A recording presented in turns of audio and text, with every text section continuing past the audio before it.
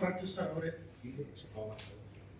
ವಿಧಾನ ಪರಿಷತ್ತಿನ ನಮ್ಮ ಸಹ ಸದಸ್ಯರಾಗಿರುವ ಭಾರತೀಯ ಅಕ್ಕನವರೇ, ಸೋದರಾಗಿರುವ ಶಾಂತಾರಾಮ್ ಸಿದ್ದಿಯವರೇ, ನಮ್ಮ ಕೌನ್ಸಿಲ್ನ ಎಲ್ಲ ಅಧಿಕಾರಿಗಳೇ, ಮಾಧ್ಯಮ ಮಿತ್ರರೇ ಹಾಗೂ ಎಲ್ಲ ಬಂಧುಗಳೇ,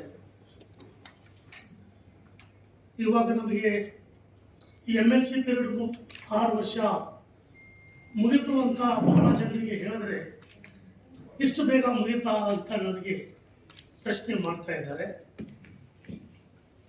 ಏಕೆಂದರೆ ರಾಜಕೀಯ ಅನ್ನೋದು ನಮ್ಮ ಅಪೇಕ್ಷಿತವಾಗಿರ್ತಕ್ಕಂಥ ಕ್ಷೇತ್ರ ಇರಲಿಲ್ಲ. ವಿಶೇಷವಾಗಿ ಶಾಂತಾರಾಮ್ ಸಿದ್ದು ಮತ್ತು ನನಗೆ ನಾವು ಕನಸು ಕಂಡವರ ಪ್ರಯತ್ನ ಅಂತೂ ನಾವು ಮಾಡಿರಲಿಲ್ಲ. ಯಾಕಂದರೆ ಟಿವಿಯಾಗಿ ನಮ್ಮ ಹೆಸರು ಬಂದಾಗ ಗೊತ್ತಾಗಿದ್ರೆ ನಾವು MLC ಆಗಿದ್ದೀನಂತೆ, ಅಲ್ಲಿವರೆಗೂ ಗೊತ್ತಿರಲಿಲ್ಲ. ಸಂಘಟನೆಯಿಂದ ನಮ್ಮ 2 ಹೆಸರು ಹೋಗಿದ್ದು, ಇವರನ್ನು ಪರಿಗಣಿಸಬೇಕು, ಸಮಾಜದಲ್ಲಿ ನಾವೊಂದು ಪ್ರಯೋಗ ಮಾಡಬೇಕಾಗಿದೆ ಅಂತ ಅಂದಾಗ ಸೈದ್ಧಾಂತಿಕ ನೆಲೆಗಟ್ಟಿನಲ್ಲಿ ಪ್ರಾಮಾಣಿಕವಾಗಿ ಕೆಲಸ ಮಾಡಬೇಕಾದ ಒಂದು ಎಲ್ಲ ಹೊಣೆಗಾರಿಕೆಯನ್ನು ತೆಗೆದುಕೊಂಡು ನಾವು ರಾಜಕೀಯ ಕ್ಷೇತ್ರಕ್ಕೆ ಬಂದಿವಿ.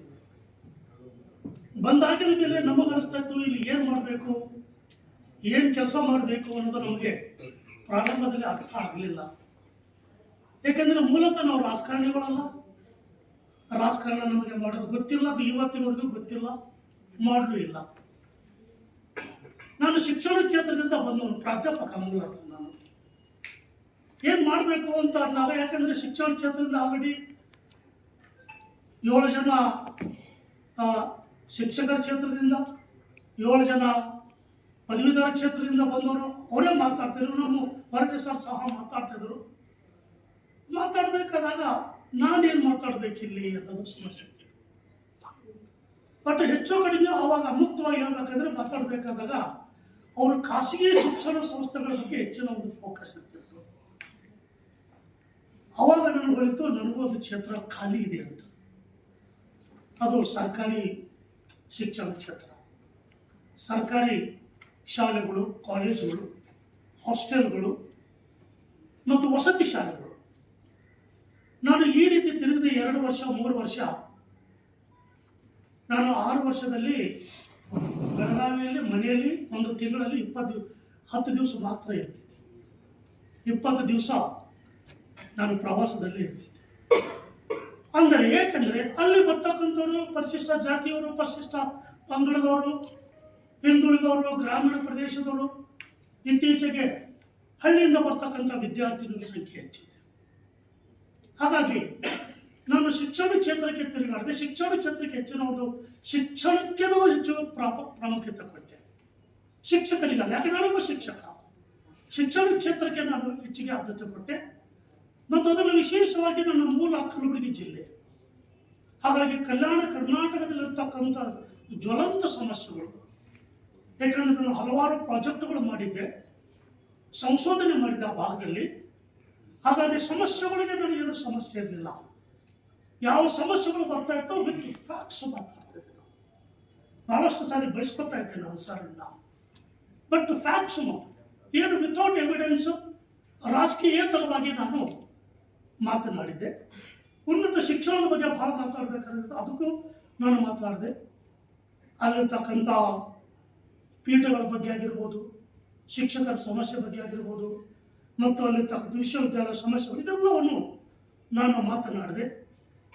ಮತ್ತು ನನಗೆ ಕೊಟ್ಟಂಥ, ಸರ್ಕಾರವು ಕೊಟ್ಟಂಥ ಅನುದಾನದಲ್ಲಿ ಇವತ್ತಿನವರೆಗೆ 1 ರೂಪಾಯಿ ತೆಗೆದುಕೊಳ್ಳದೆ 80% ಅನುದಾನ ಸರ್ಕಾರಿ ಶಾಲೆಗಳಿಗೆ ಮತ್ತು ಹಾಸ್ಟೆಲ್ಗಳಿಗೆ ಮಾತ್ರ ಕೊಟ್ಟಿದ್ದರಂತ ನಾನು ಭಾಳ ಹೆಮ್ಮೆಯಿಂದ ಹೇಳ್ಬೋದು. ಇದು ಸೈದ್ಧಾಂತಿಕ ಅಡಿಯಲ್ಲಿ ಪ್ರಾಮಾಣಿಕವಾಗಿ ಇದ್ದಂಥ ಒಂದು ಜವಾಬ್ದಾರಿಯನ್ನು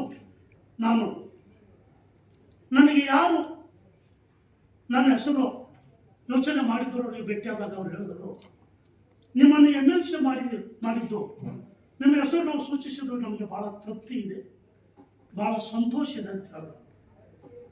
ಇದು ನಮಗೆ ದೊಡ್ಡ ಸರ್ಟಿಫಿಕೇಟ್. ಅದರಲ್ಲಿ ವಿಶೇಷವಾಗಿ ನಾವು ವಿರೋಧ ಪಕ್ಷಕ್ಕೆ ಬಂದಾಗ ನಮಗೆ ಹೆಚ್ಚಿನ ಅವಕಾಶ ಇತ್ತು. ಅಲ್ಲಿ ಫ್ರೀ ಇರ್ತಿತ್ತು, ನಮಗೆ ಮಾತಾಡೋದಕ್ಕೆ ಹೆಚ್ಚಿನ ಅವಕಾಶ. ಸರ್ಕಾರದಲ್ಲಿ ನಾವು ಮಾತಾಡೋಕ್ಕೆ ಅವಕಾಶ ಇರೋದಿಲ್ಲ.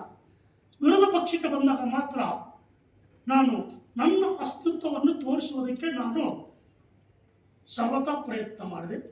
ಮತ್ತು ಕಮಿಟಿಗಳಲ್ಲಿ ಸಹ ನಾನು ಭಾಳ, ಈಗ ನಮ್ಮ ಬಸವರಾಜ ದರ ಎಲ್ಲ ಇವ್ರನ್ನ ನೋಡ್ತಾ ಇದ್ರು.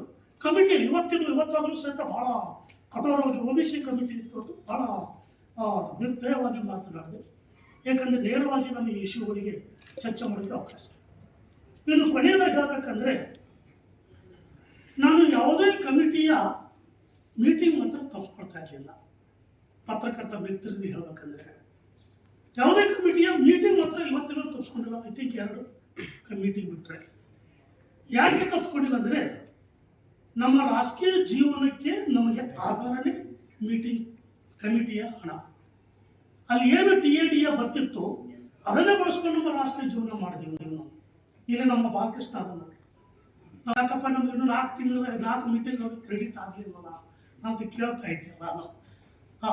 ಹಾಗಿದ್ರೆ ಮೀಟಿಂಗ್ ಹಣವೇ ನಮಗೆ ಮೂಲ. ಯಾಕಂದ್ರೆ ನಾವು ಯೂನಿವರ್ಸಿಟಿಯಲ್ಲಿ ಏನು ಖರ್ಚಿರಲಿಲ್ಲ, ನಾವೇನು ಖರ್ಚು ಮಾಡ್ತಾ ಇರಲಿಲ್ಲ.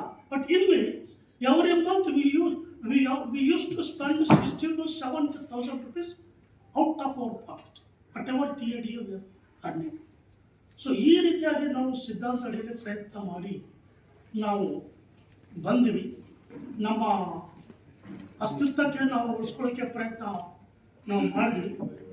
ಮತ್ತು ಎಲ್ಲರಿಂದಲೂ ಸಹಕಾರ ಸಿಕ್ತು ನಮಗೆ.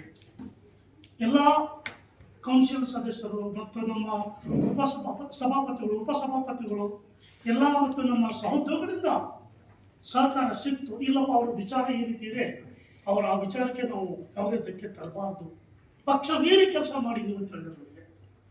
ಅಕ್ರಾಸ್ ದಿ ಪಾರ್ಟೀಸ್ ಯಾವ ಟು ವರ್ಕ್ ಅಂತ ಹೇಳಿದ್ರು. ಒಂದೇ ಶಬ್ದ, ಅಕ್ರಾಸ್ ದಿ ಪಾರ್ಟೀಸ್ ಯಾವ ಟು ವರ್ಕ್ ಅಂತ ಹೇಳಿದ್ರು. ಅದಕ್ಕಾಗಿ ನಾನು ಭಾಳ ಪ್ರಾಮಾಣಿಕವಾಗಿ ಪ್ರಯತ್ನ ಮಾಡಿದ್ವಿ. ನಮ್ಮ ಕುಟುಂಬಕ್ಕೂ ಈ ಸಂದರ್ಭದಲ್ಲಿ ನೆನೀಬೇಕಾಗ್ತದೆ.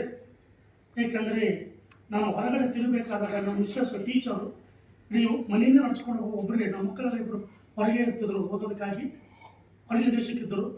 ಹಾಗಾಗಿ ನಮ್ಮ ವೈಫ್ ಅವರಿಗೆ ನಾನು ಕೃತಜ್ಞತೆ ಸಲ್ಲಿಸಬೇಕಾಗ್ತದೆ. ಹಾಗೆಯೇ ನನಗೆ ಕಳಿಸಿರ್ತಕ್ಕಂಥ, ಈ ಕ್ಷೇತ್ರಕ್ಕೆ ಕಳಿಸಿರ್ತಕ್ಕಂಥ ನಮ್ಮ ಸಂಘಟನೆಯ ಎಲ್ಲ ಹಿರಿಯರಿಗೂ ಮತ್ತು ಅದನ್ನು ಪರಿಗಣಿಸಿ ನಮ್ಮಂಥವರಿಗೆ ಹೃತ್ಪೂರ್ವಕವಾಗಿ ಅವಕಾಶ ಕೊಟ್ಟಿರ್ತಕ್ಕಂಥ ಯಡಿಯೂರಪ್ಪಜಿಗೂ ನಾವು ಹೃತ್ಪೂರ್ವಕವಾದಂಥ ಕೃತಜ್ಞತೆ ಸಲ್ಲಿಸಿ, ವಿ ಆರ್ ದಿ ಸೋಲ್ಜರ್ಸ್ ಏನು ಕೆಲಸ ಇಲ್ಲ, either has to fight or die. ನಾವು ಹೋರಾಟ ಮಾಡಬೇಕು ಇಲ್ಲ ಸಾಯ್ಬೇಕು. ಆ ರೀತಿ ನಾವು ಕಾರ್ಯಕರ್ತರಾಗಿ ನಾವು ಏನು ಕೆಲಸ ಮಾಡಬೇಕು ಆ ಕೆಲಸ ಭಾಳ ಪ್ರಾಮಾಣಿಕವಾಗಿ ಮಾಡೋದೇ ನಮ್ಮ ಜವಾಬ್ದಾರಿ ಅಂತ ಹೇಳ್ತಾ, ನಮ್ಮ ಸಂಘಟನೆಯ ಎಲ್ಲ ಹಿರಿಯರಿಗೂ ನಾನು ಈ ಸಂದರ್ಭದಲ್ಲಿ ಕೃತಜ್ಞತೆ ಸಲ್ಲಿಸಿ, ನಮ್ಮಿಂದ ಏನಾದರೂ ತಮಗೆ ಘಾಸಿ ಆಗಿದ್ದರೆ, ಮಾತನಾಡೋದ್ರಲ್ಲಿ ಸ್ವಲ್ಪ ಹೆಚ್ಚು ಕಡಿಮೆ ಆಗಿದ್ದರೆ ನಾನು ಕ್ಷಮೆ ಕೇಳ್ತೇನೆ. ಮತ್ತು ಎಲ್ಲ ಸಹೋದ್ಯೋಗಿ ಮಿತ್ರರಿಗೂ ಸಹ ನಾನು ಕ್ಷಮೆ ಕೇಳಿ, ನಾನು ಇವನ್ನು ಮಾಧ್ಯಮ ಮಿತ್ರ ಹತ್ರನೂ ನಾನು ಹೆಚ್ಚಿಗೆ ಹೋಗಲಿಲ್ಲ. ಏಕೆಂದರೆ ನಾವು ಪ್ರಚಾರಕ್ಕೆ ವಿಮುಖರಿರ್ತಕ್ಕಂಥವ್ರು. ಹಾಗಾಗಿ ಇಲ್ಲಿ ಪ್ರಚಾರವೇ ನಮಗಿರಲಿಲ್ಲ. ಅವರಾಗೆ ಆಸಕ್ತಿಯ ಮೇಲೆ ಹಾಕಿದ್ದಷ್ಟೇ ನಾವು ನೋಡ್ತಿದ್ದೀವಿ. ಇವತ್ತು ನಾಳೆ ನಮ್ಮದು ಪೇಪರ್ದಲ್ಲಿ ಬಂದಿದೆ ಅಂತ ನಾವು ಎಂದೂ ನೋಡಲೇ ಇಲ್ಲ. ಆ ರೀತಿ ನಾವು ಕಷ್ಟಪಡ್ತೀವಿ. ನಮ್ಮ ಮಾಧ್ಯಮ ಮಿತ್ರರು ಸಹ, ವಿಶೇಷವಾಗಿ ಕೌನ್ಸಿಲ್ ಎಲ್ಲ ಸಿಬ್ಬಂದಿ ವರ್ಗಕ್ಕೂ ಕೃತಜ್ಞತೆ ಸಲ್ಲಿಸಿ ನಾನು ಮಾತು ಮುಗಿಸ್ತೇನೆ.